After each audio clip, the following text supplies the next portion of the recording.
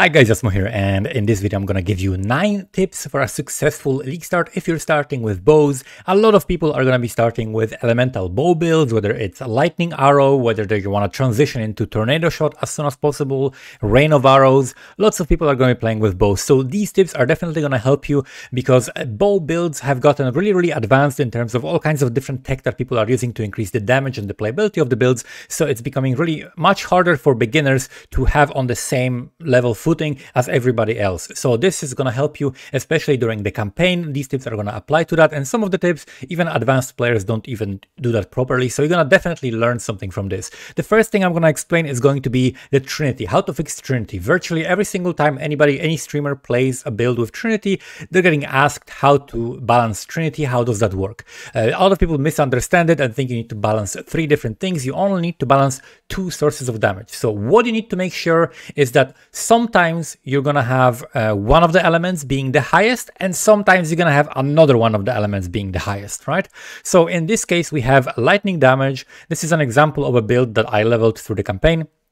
And we have lightning damage 190 to 2760. Then we have cold damage 500 to 1000, and then we have 1000 to 1600. So if, for example, if I had no source of lightning damage, only the cold and fire, that would be a very bad setup for Trinity, because the cold damage would cap out at 1060, and there's very little overlap, right? It's only like 100 damage overlap between the cold and fire, because the cold can only get like 100 higher than the fire, and the fire has to load the lowest roll, right? So you want more overlap. So ideally you would add some cold damage so the bottom of the cold gets closer to the bottom of the fire and the top gets closer to the top of the fire, right? There needs to be overlap.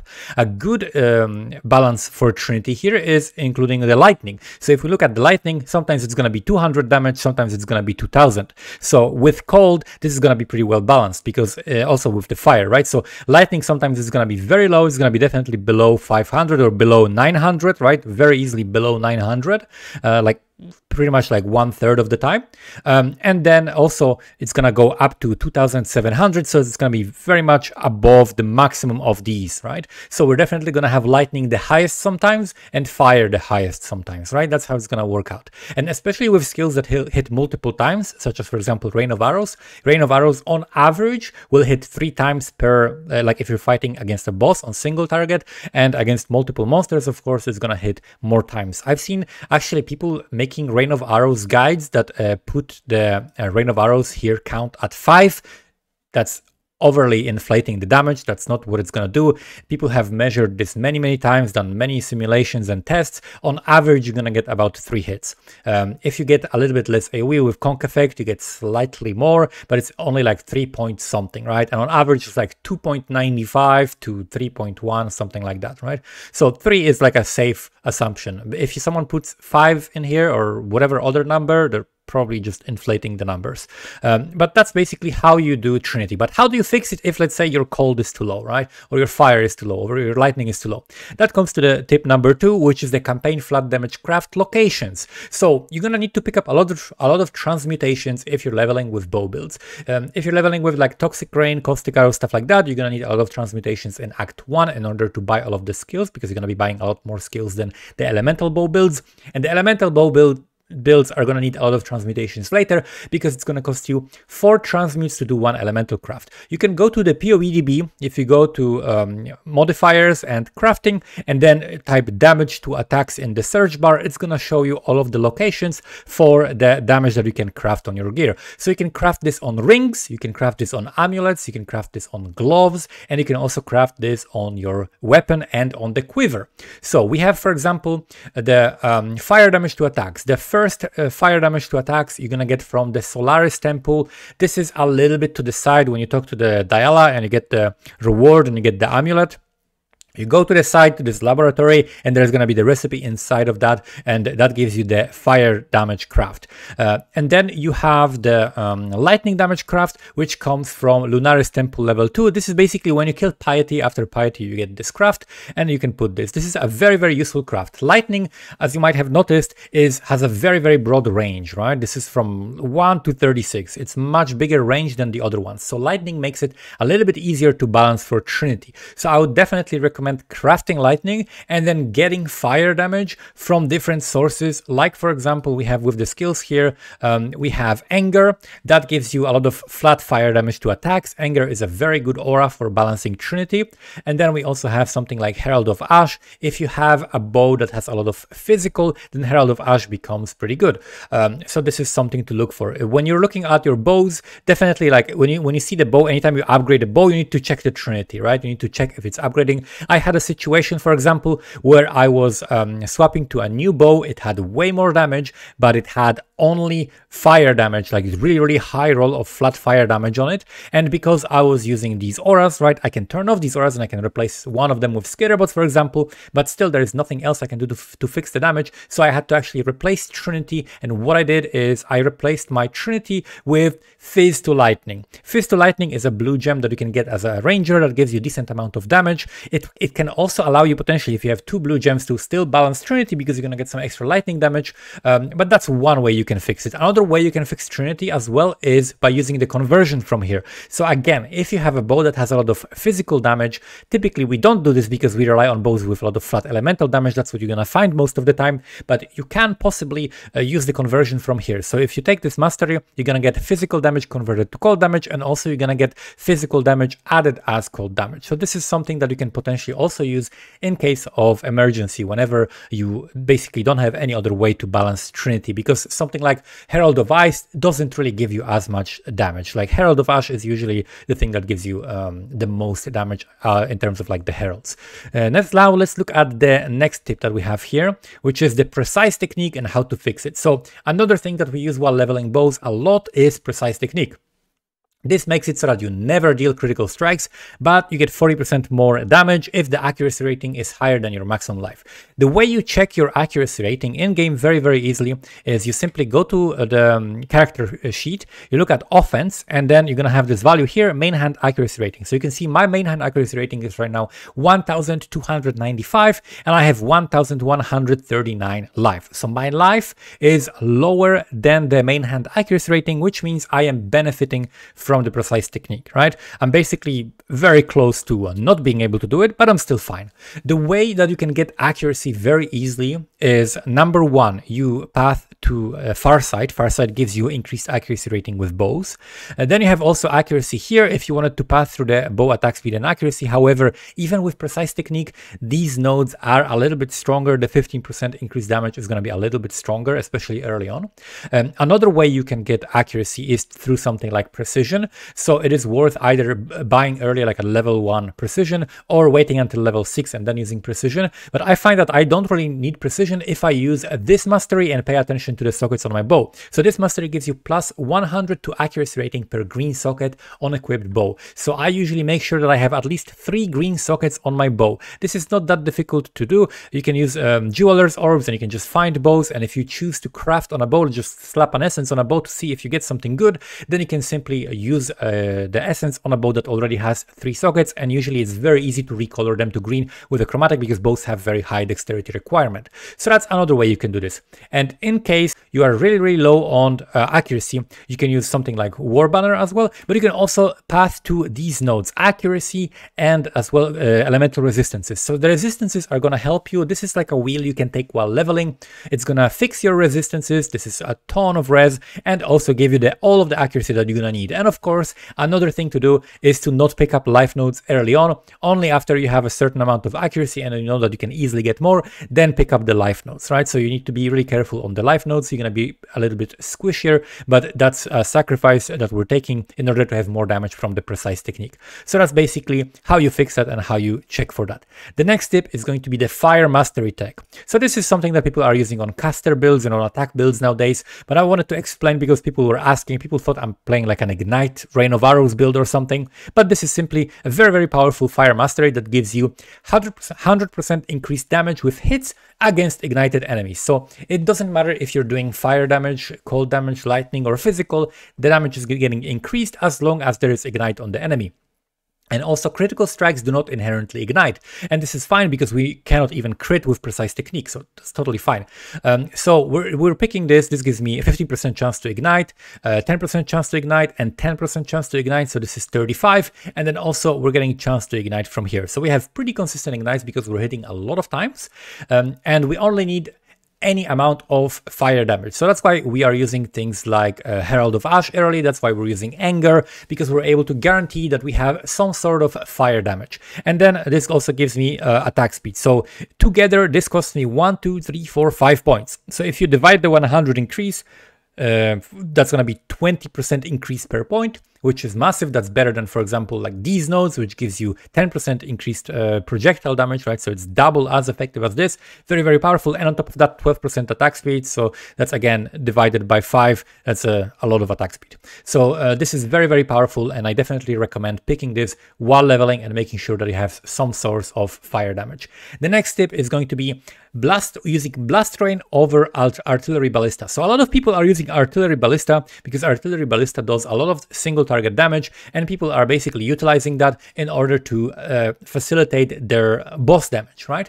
But the problem with that is that it's not even the best thing to use. People are simply using this because someone used it, and then everybody is just copying that without thinking, right? Without actually checking POB. I checked POB at different levels. At the level 28, when you get this, throughout the leveling, up to Act 10, and at all stages, Blast Rain is doing more damage. So if you assume that the Artillery Ballista hits once, which on average is going to actually hit once, even though it can overlap and hit twice. For this build, this is a character that I leveled to Act 10. This is just like a POB imported from the character that I leveled in one of my practice runs. So if we look at this setup with the Artillery Ballista, we would have had 69,000 DPS in here. But if we swap the Artillery Ballista setup, and even let's be generous, actually. Let's be generous. Let's assume we're gonna hit twice with every shot, right? Even though sometimes you're not even gonna hit at all because it's gonna angle in the wrong direction. But sometimes you hit twice, sometimes you hit once. Let's assume we hit twice every single time with Artillery Ballista, okay? We do 88,000 damage with this setup. Now let's swap. Oh, also 8 times. We do 101, right? This is really not realistic because we're not going to be hitting, because now at this point we have +3 to number of maximum totems, so you have to put the 4th one as well, right? But the more realistic number is, let's say, like 6, right? I think this is like the most realistic number, which would do like 88,000 damage, right? But Blast Rain with the Ballista Totem does more damage than that, and you only have to put down 3 totems, right?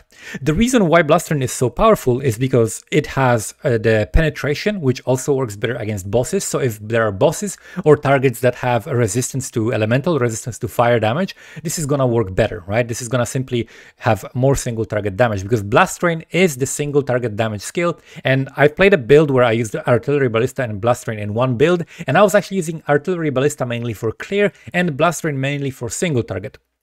Blast Rain is a very, very powerful ability, so definitely do not sleep on that, and during the leveling, it's gonna do more damage, right? A single totem, like if you just put one totem down, right? And then let's put 2 points here, right? If you just put one totem down because you're just gonna be running and it hits a monster, right? We can see here this is 66,000, right? And this is not even, let me turn off the Rain of Arrows here. So we don't include that, just compare the totems itself.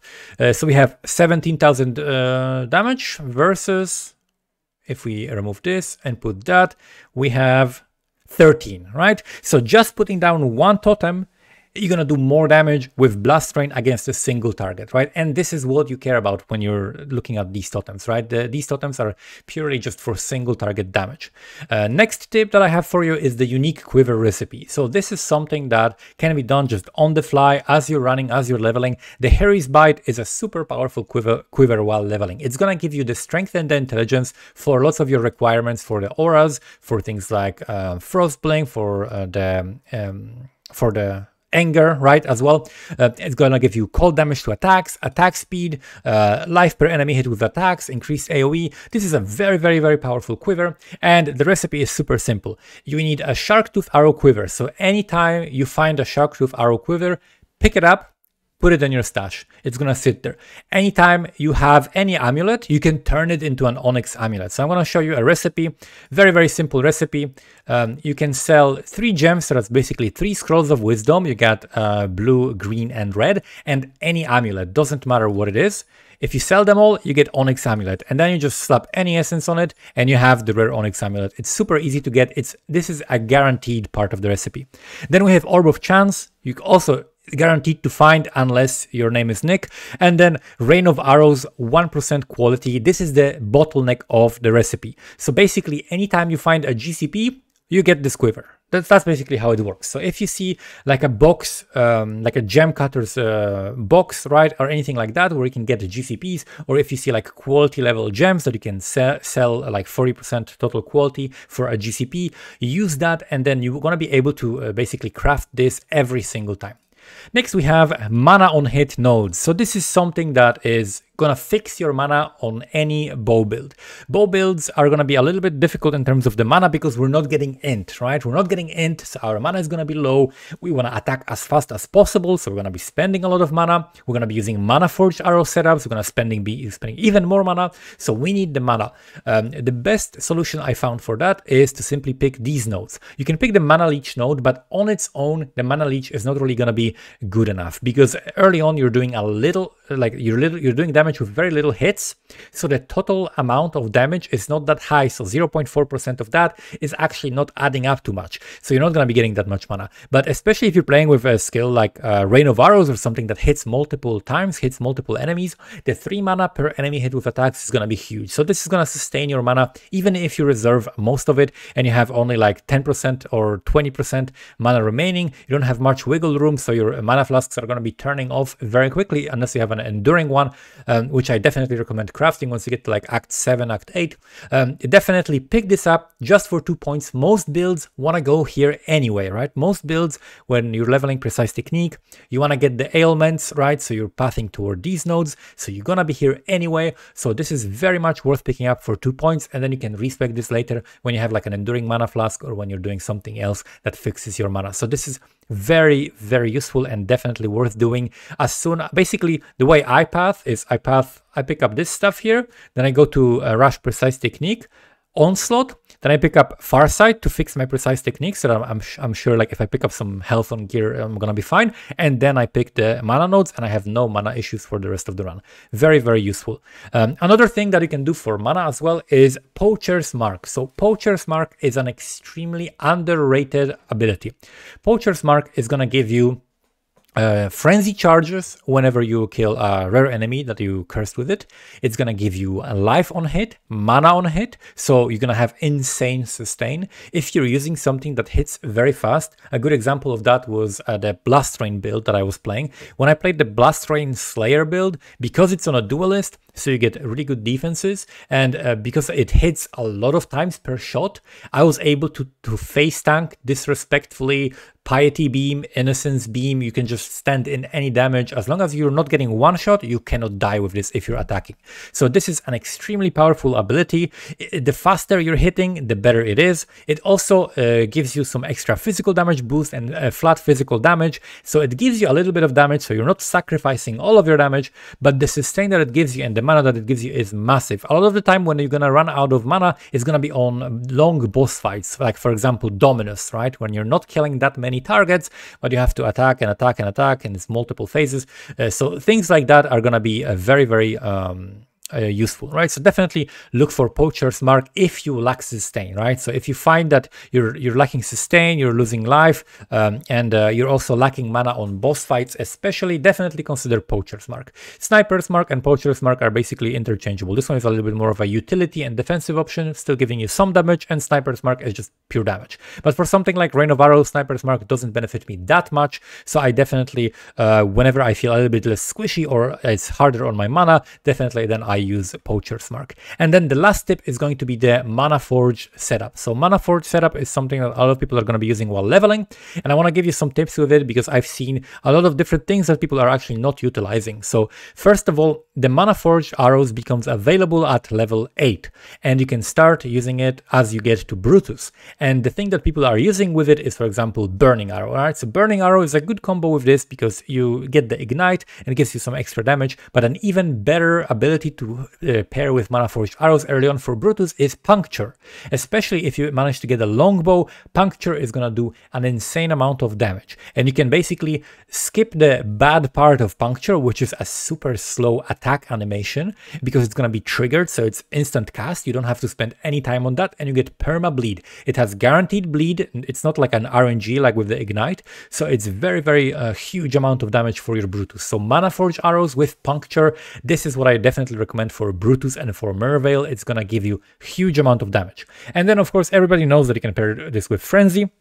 From Act 2, people are using Frenzy. If you're using, if you're going for a crit build, then you can combine it also with Power Charge on crit. That's another thing you can do. And then a very underutilized ability is Ensnaring Arrow. So people know that Ensnaring Arrow works for a bleed, right? You basically, monsters are treated as if they would be moving, so you get the multiplier for the bleed damage. So Ensnaring Arrow and Puncture could be a good combo as well if you have other sorts of frenzies, such as Blood Rage or anything else.